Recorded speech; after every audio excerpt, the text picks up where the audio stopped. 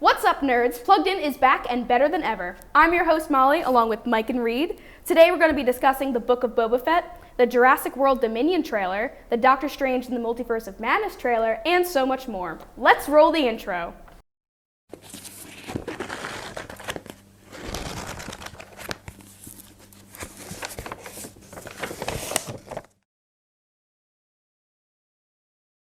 Welcome back, everyone. So today we are going to be starting with the Doctor Strange in the Multiverse of Madness trailer. There was a TV spot at the Super Bowl, and then there was an extended trailer on Marvel's website, I believe. What were your thoughts on the trailer itself? I'm just excited to see Sam Raimi back in a Marvel movie, first of all. I think that's the big thing for me. But not only that, I think this trailer got me really excited for a movie that I didn't think I would be too much invested in after, No Way Home and everything like that. But Reed, I don't know about you, but what were your overall feelings when we watched it? I'm excited. First, actual horror elements in a Marvel film, and there's a lot of just gritty. It's way more gritty than it used to be. In Marvel, it's usually pretty bright, neutral kind of colors, but this is very much more, toned back, darker. I'm very excited to see. I mean, there's so many different characters we get to see just in the trailer, let alone, the rest of all the cool new things from, the new trailer rather than the TV spot. Yeah. We see a lot of interesting things. And Molly, you actually brought up something very interesting. I saw something a couple days ago, and it was something along the lines of that Ryan Reynolds promised he was not in the film. But someone had said, he only promised he wasn't in the movie. No one said anything about a post-credit scene. So with the tease of Professor X, it definitely seems like that is the case. So with that X-Men cameo, there may or may not be another X-Men cameo with Deadpool. The same thing was with Andrew Garfield. I mean, for No Way Home, he kept going, no, I'm not in the movie, I'm not in the movie, I'm not. Guy's in the movie. Yeah. It doesn't matter what the actor's saying anymore. They're more likely to just be like, I'm in the movie. Kevin Feige's going to kill me if I say anything. If you look at the poster, it's so clearly obvious that at least there's a version of Deadpool in that broken glass that I saw. Well, funny you mentioned the poster too, because in the bottom right, you can see Captain Carter's shield. Well, that I think is going to play with the Illuminati. The whole build up of that whole thing in the trailer. You think she could be a member of the Illuminati? Or? I feel like it's because it's the Illuminati's about them making decisions for the greater good, isn't it, overall? Or the greater... Yeah, for the multiverse, the stability of the multiverse and all that. So I think that, there's a chance, based on seeing her within What If. I think that, that leadership and that courage and whatnot is more so than Steve Rogers was. And, who knows? We could see that, and we could see a bunch of different things, I saw another thing about how when you first see Doctor Strange enter that chamber or whatever, that there's six or seven chairs or something like that. And some of them are empty. Some people suggest that maybe Kang was a member on this council and then had a falling out with a lot of the leading members, making the TVAs kind of like a side organization to run the multiverse or whatever. That could be it. I did see there's the thing in the trailer where it looks like, who is it? Is it America? That's her name, America right? Chavez, that was fighting somebody that we don't know who it is, that kind of looks like Captain Marvel. I did see a couple people saying that could be Kang or a Kang variant. Somebody else connected to him, I think Iron Lad was a name that I saw. Yeah, that's the only good variant of Kang the Conqueror. So yeah, I don't know. I think this movie has all sorts of possibilities, and I think we're focusing a lot on just that one little clip. There's so much other trailer to talk about when it comes to terms of Wanda being looking like the main villain, at least for the most part. I think you're right. I think that, and there's a scene second right next to each other, and it's Wanda, in that really beautiful floor I don't know what it is. It's it's kind of like a forest. I know what you're talking about. It's kind of like her garden or something. Yeah, but then there's a second scene that was introduced where everything's red and she's wearing her Scarlet Witch crown, and I'm kind of thinking, oh my gosh, is she in Steven's fucking head? Yeah. One of the things though is also later in the trailer we see her back in her Westview home with another Wanda of her. Yeah. That is now in the little Super Bowl tease that they had to go watch the main trailer. it looked like a zombie version of Wanda. I wonder if that's like if we're bringing some what if elements in with the zombies. I saw and there's stuff a zombie like that. version of Doctor Strange as well with like the 8 hands. Just there's so much stuff, and I'm really excited. I'm really excited. For I'm this really movie. excited. It's crazy. It's just seeing evil Doctor Strange, and kind of in his what if form at the very end. Yeah. Oh, I was like, whoo. I am excited to see the variant of him being Protector Strange. Yeah. That one looks like it's going to be a fun one. It's really exciting. I'm very excited for Multiverse of Madness. I know you guys are as well. Yeah. Jumping to another Marvel project though, not only did we get a Multiverse of Madness trailer, we also saw a Moon Knight trailer. What are your thoughts about the new trailer? Obviously, episode 1 is coming out March 30th of this year, so we have a release date. What are your thoughts? I mean, before the first Moon Knight trailer, like the announcement of a show, I wasn't a Moon Knight fan. I didn't know much about him. But watching these past couple trailers, it surely has got me interested, especially with kind of the post-credits scene of the Eternals, kind of introducing more mythical elements of the Marvel Cinematic Universe. So I'm excited to see Oscar Isaac play Moon Knight, especially seeing Ethan Hunt though as the villain is probably my biggest excitement about that. So I'm excited to just see like his kind of internal struggle, like becoming. This is his origin story practically. It is, and it looks like there's going to be a lot of internal conflicts, and obviously he already has personality. I think personality or disorder.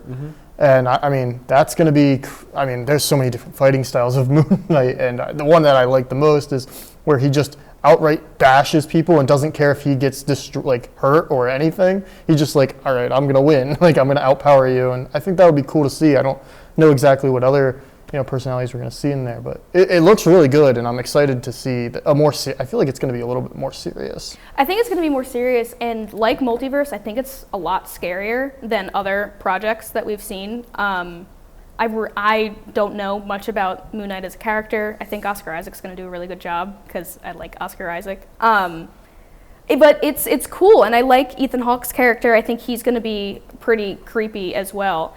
He's like this preacher almost, like it seems like he's got like a following around him. cult leader. Yeah, like that was what I was thinking. Oscar Isaac is absolutely like terrified of him because he knew that he has this internal struggle. So I'm very curious how that's going to play out. What do you guys think though about it's supposed to only have six episodes and be a limited series, meaning it's probably not going to get a season 2? I mean, it makes sense. I think this is just like their way of having a more extended introduction to a character, so that they can bring him into the actual film versions of the MCU, and instead of the TV series.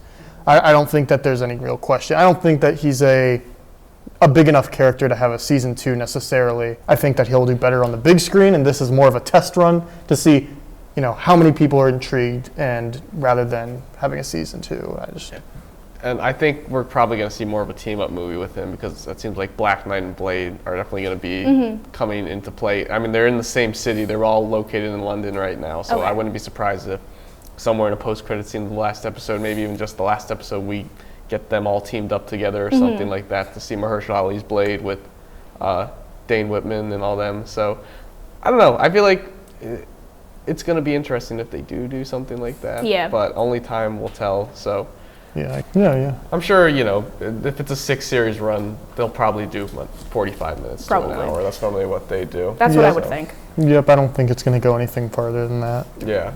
The costume looks It awesome. looks so cool. When he jumps off the building and has like the crescent-shaped cape, it looks really cool. I like that it's all white. Agree. There's the scene where it kind of envelops him. It looks so cool. I think one of the weirder scenes was seeing the separatedness at the very end of the end of the trailer.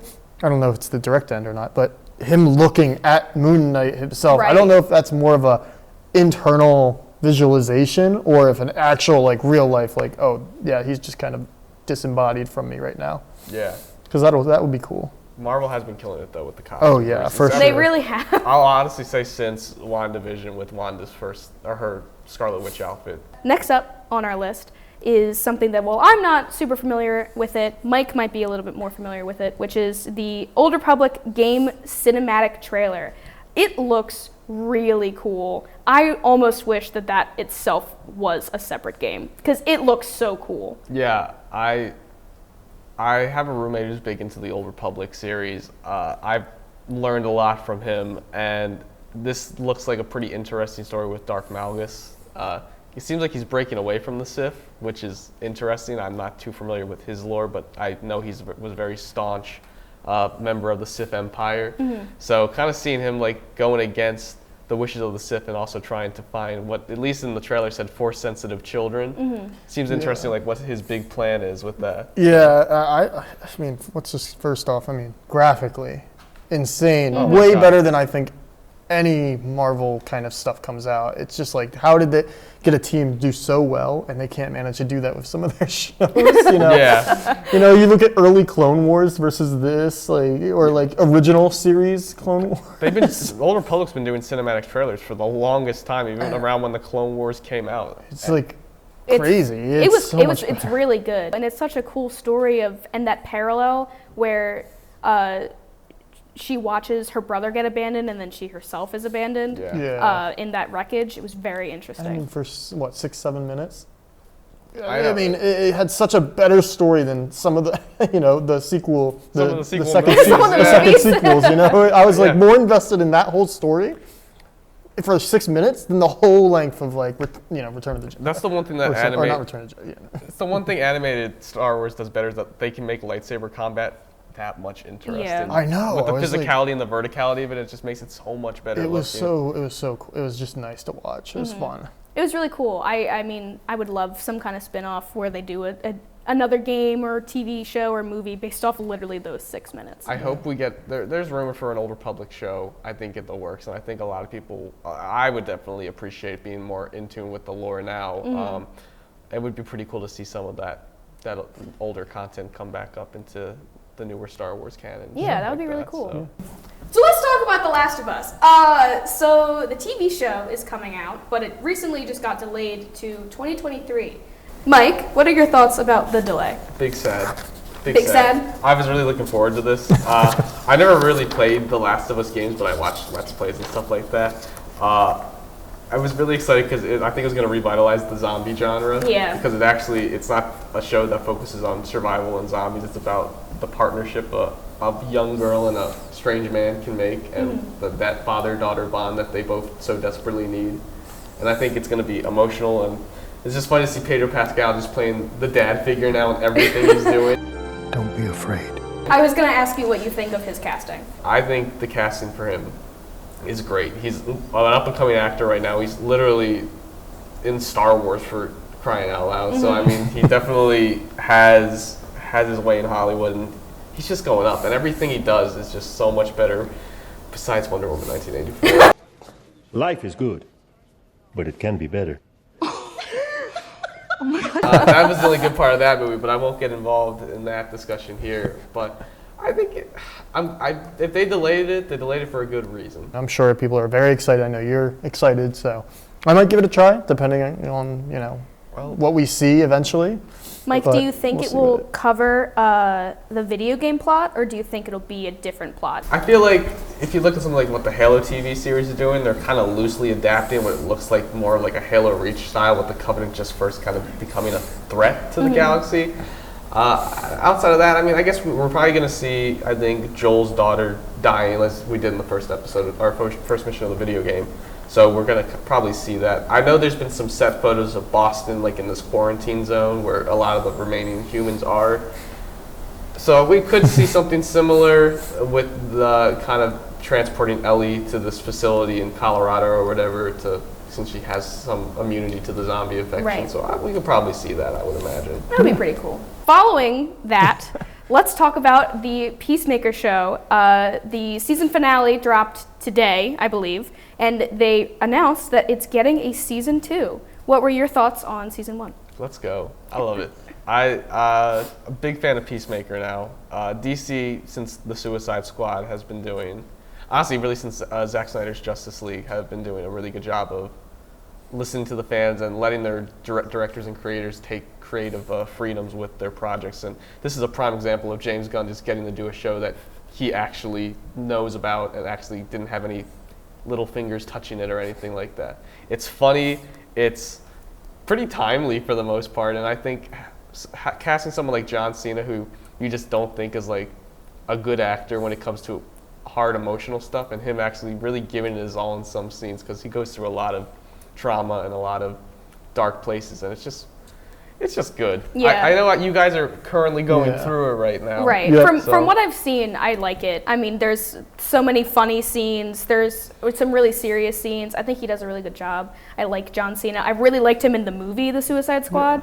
I thought he did a great job as Peacemaker. So, I mean, I think it's cool. I think that I'm glad that John Cena is actually being taken as a serious actor, because, you know, seeing what I've seen so far from Peacemaker gives me hope for Dwayne Rock Johnson's role as Black Adam, because I can't see him playing Black Adam still. And now, like, seeing how, you know, John Cena is honestly hilarious. He's funny, but he's also, you know, emotional. But it's really great to see that and stuff. And I like the dark humor all throughout. And they're not afraid to make fun of themselves. Oh, they're not.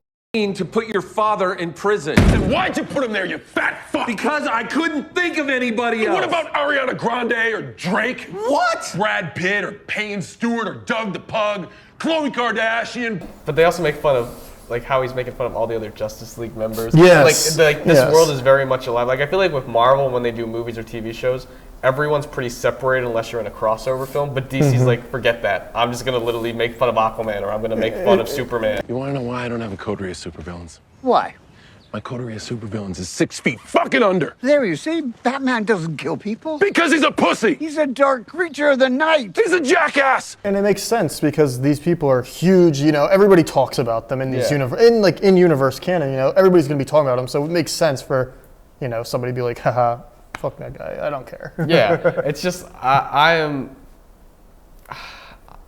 just like it. I think I was surprised how much I liked it. Yeah. Because I'll say it here, I'm not a DC fanboy. I mean, I enjoyed the movies, I enjoy some of the comics, but by all means, I am no DC fan. But this is like a nice stepping stone, because I watched all the other CW DC shows, which just got stale over time. I mean, well, you look at the Flash. It's Has still the going. it lost like so much budget for like CGI, and it looks so bad at times, Yeah. and then so good at times. But it's just rough. Like this is something that finally feels solid. It feels for real. foundation-wise. It feels like I actually felt for every character. You know, when something happened to them, I was like, oh wait, this is like a big deal. Like something could really happen to them, because I figured James Gunn's at the helm. We saw what he did in the Suicide Squad. He's not afraid to kill some people off.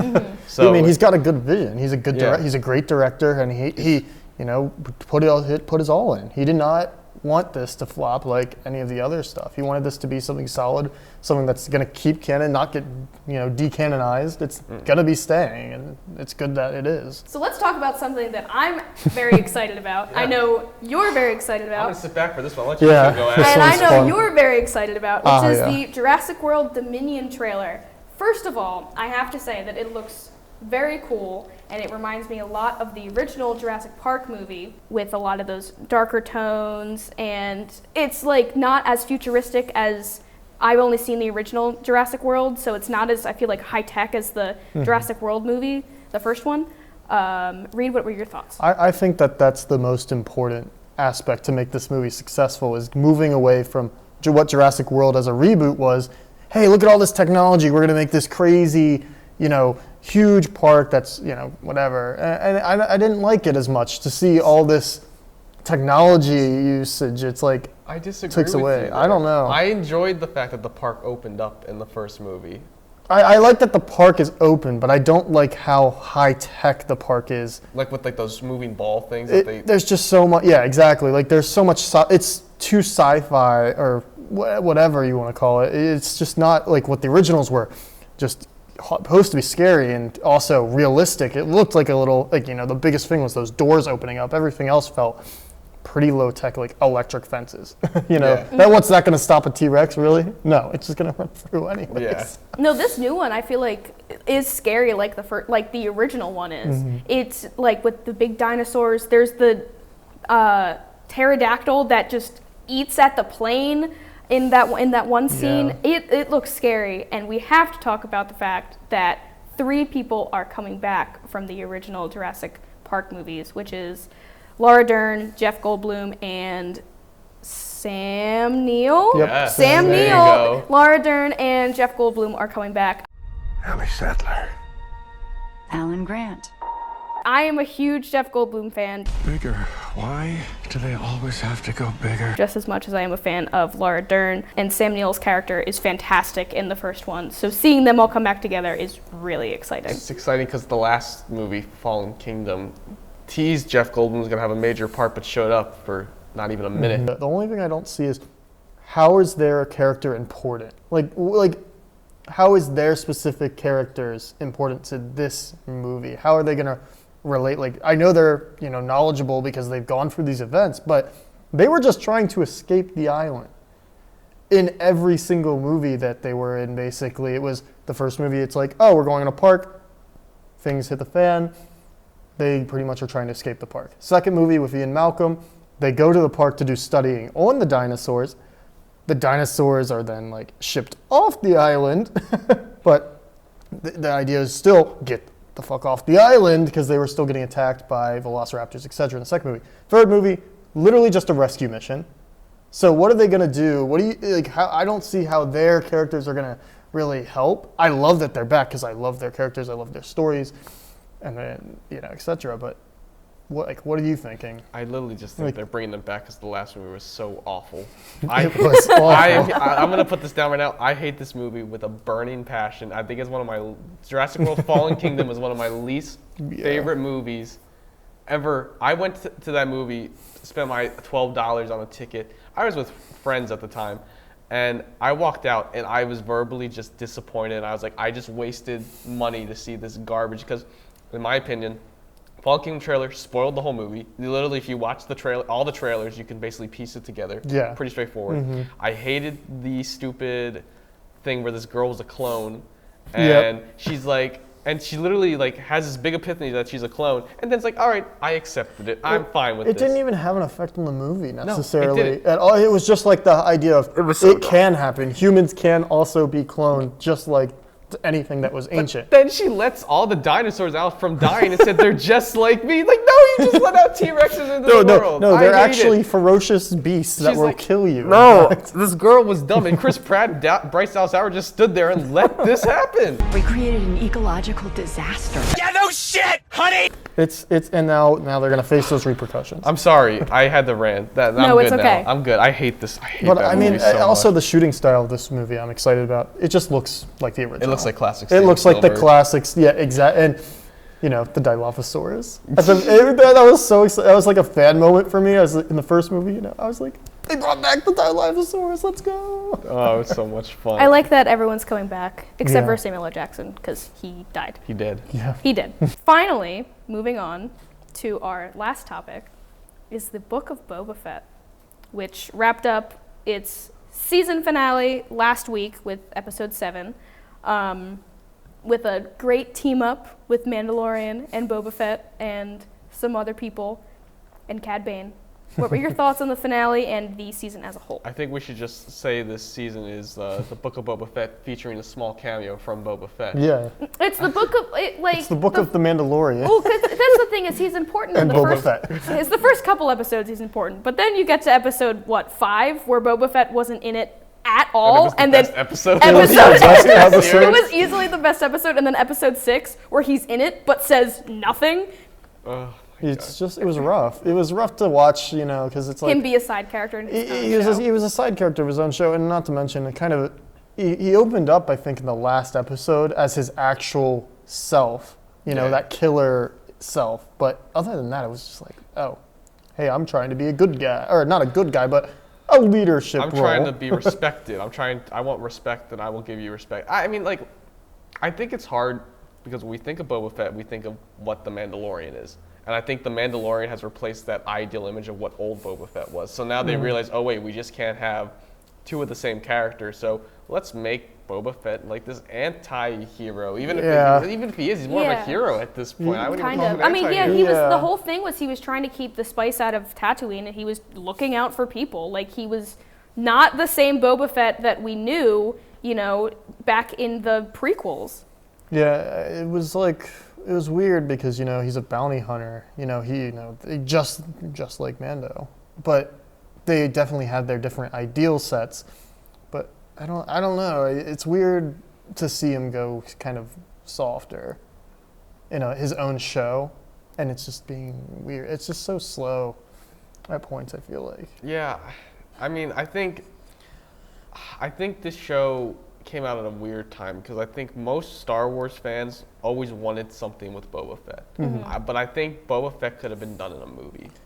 I think not you're a TV right. show. But then again, as much as I've been a person that said recently Star Wars should be done as a TV show. This is one of those movies where I feel like they should have pulled a Solo and just given us a movie. Well, then again, you were like, the season finale was too short. It should have been drawn out. Then again, putting that into a movie is going to be. But I mean, they could have done a whole different thing with the movie versus with the TV show.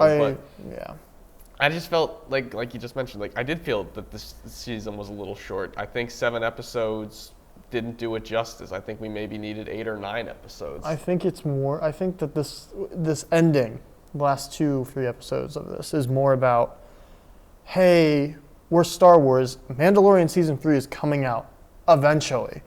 Hey, we need to really figure out: do we want this guy to have, the child still, or do you want him to not have it? And it looks like everyone wants him to have the child. Everyone wants him to have it, so I guess he's coming back, which is. It's nice, but I honestly was hoping we'd break away. I was hoping at least for a season. Yeah, I wanted like season 3 of Mandalorian to be not so focused on Grogu, or like a couple episodes, and then there's that whole thing with Luke and Ahsoka. I loved that episode. Watching them build the temple.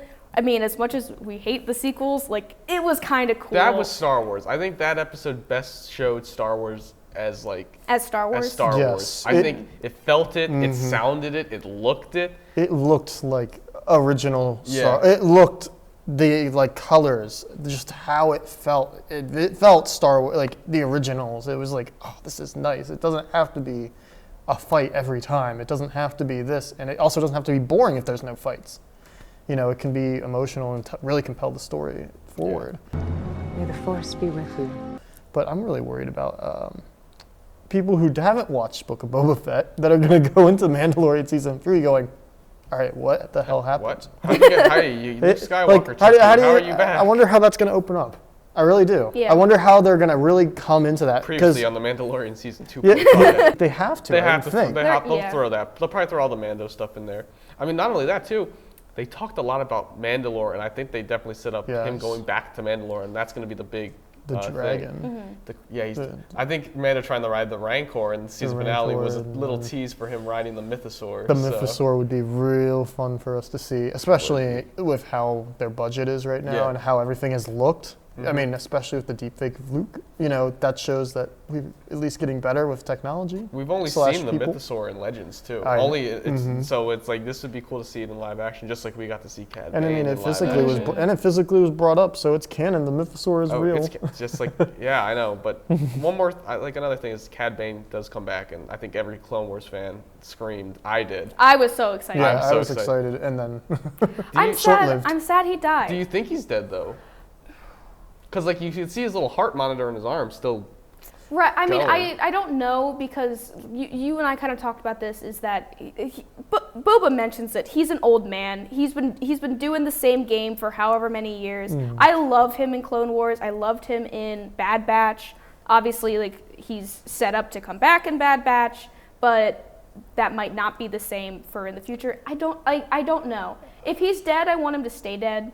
I would have loved to have seen him maybe in the Ahsoka series, but flashback. If it's a flashback, maybe. I think he looked good, accuracy wise to how he looks in Clone Wars. I think he looked pretty good. He sounded great. Yeah. I'm a little sad that he's dead if he is dead. I don't see where his character can go from here. To be honest, he's old, and I don't see him adding too much. He's 71. I old for a bounty hunter to be in that area, and especially for his alien race, I guess. I just don't see it. I don't see anything adding unless it's surrounding his life around Boba Fett, and I don't want to see that out of him. I don't want to see. I think we'll just have to wait and see if he does ever show back up in the Star Wars universe. We could see him in Kenobi. We could see him maybe in Ahsoka. Maybe. Hopefully the Bad Batch again, though. I have a feeling that he'll be back in the Bad Batch. That's coming out March 20th, by the way. I just found this out today. Oh, cool. Okay. Okay. Cool. So what? So 10 days before Moon Night. Yeah. So that'll be a nice. It gives me something. It gives us a little something. Do you know off the top of your head if that's a Wednesday or a Friday? probably a Wednesday. Okay. Yeah. It's a week and a half before. Oh yeah, then it's probably. Yeah. Or one of them comes out on a Bad Friday. Batch then. won't One of compete them's a with Friday. Moon Knight, so Yeah, they'll probably I will release it. say, just as like a final note, is that I've been liking the Wednesday releases a lot more than the Friday releases. It's something to look forward to in the middle of the week. Wednesday is like the worst day of the week, so that is something nice. It is nice. It is nice. I like that they did that. No.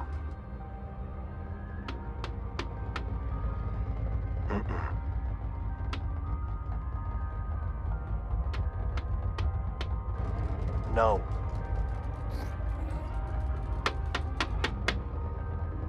All right. But this is the last time.